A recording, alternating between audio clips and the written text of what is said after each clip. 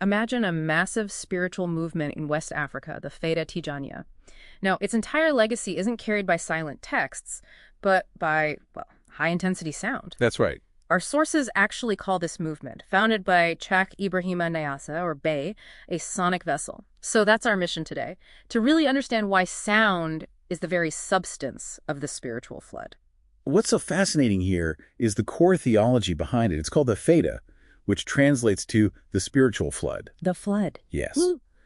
Niasse claimed this prophecy back in 1929, and he promised that direct experiential divine knowledge, what they call marifa, would suddenly become available to everyone. To everyone. That's the key, isn't it? That's the revolutionary part. Right. Because, historically, this kind of knowledge was really reserved for a small ascetic elite. Right. The flood was meant to democratize sanctity, and instantly. And the vehicle for this, the mechanism, wasn't some quiet scholarly debate. It was this intense auditory culture. We're talking about rhythmic group remembrance, the zikr, and all the poetic chanting that goes with it. So the physical sound itself is literally the key. It is. But you can imagine that high volume was immediately controversial. I mean, Niasse had to write his central text, the Kashif al-Ilbas, specifically to defend the practice of loud zikr or jari. Why? What was his argument? He argued that for the people of the era, as he put it, their hearts were just hardened by worldly noise. So the loud zikr became a necessity. It acts like a sonic hammer. A sonic hammer. Wow.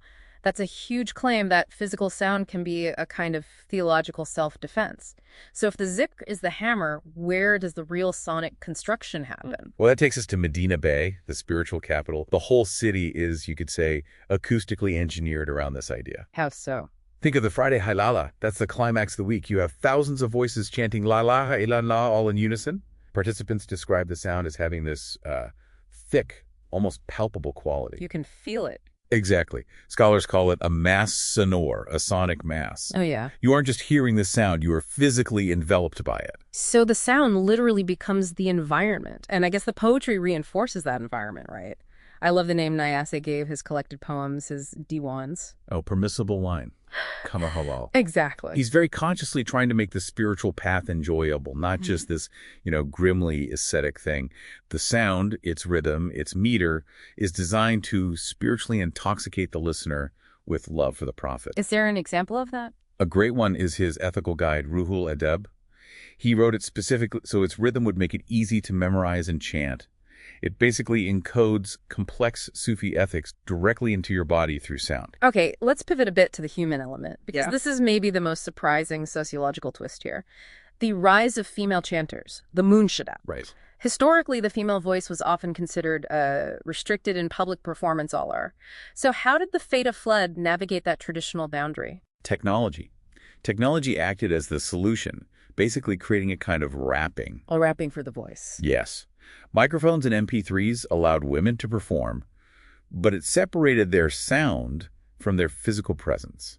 A woman could chant in a segregated space, and her amplified voice would carry to the whole congregation. So they could gain spiritual authority, become muqaddamas, spiritual guides, without violating those traditional spatial norms. Precisely. And that separation has allowed the flood to go digital now.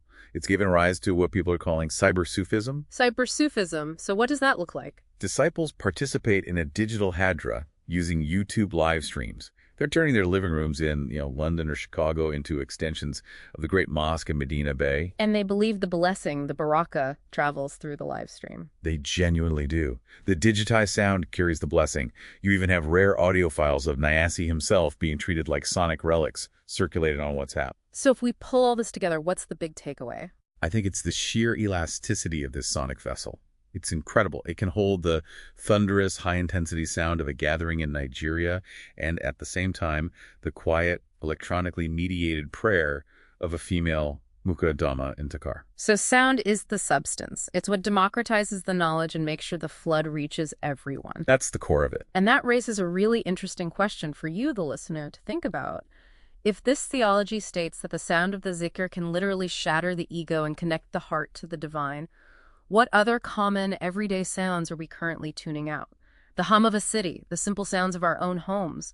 What powerful spiritual significance might they hold if we only listened? Something to mull over until our next deep dive.